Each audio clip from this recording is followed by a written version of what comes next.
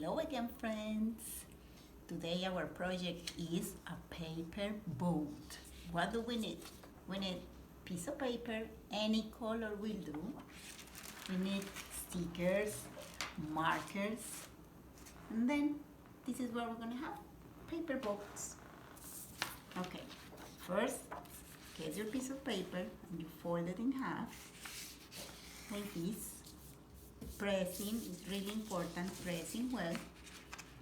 Then you make a mark in this middle.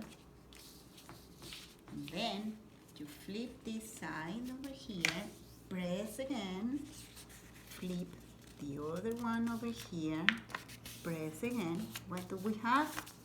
This. Then you take this side and flip it in over here, turn it over, and press this again,